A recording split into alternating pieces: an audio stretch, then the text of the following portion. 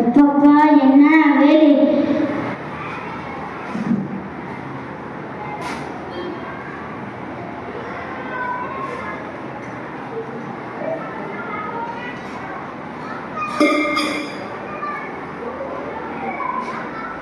எல்லாருடைய நிலைமை மாறும், ஆனா இந்த விவசாய நிலைமை எப்போதுதான் மாறப்போதும். இந்த விவசாயியான யாருக்கும் சாப்பாடு இல்லை என்பதை இந்த மனிதன் இன்னும் உணரவில்லை. நாங்கள் சேற்றில் கால் வைத்தா நீங்கள் சோற்றில் கை வைக்க முடியும்.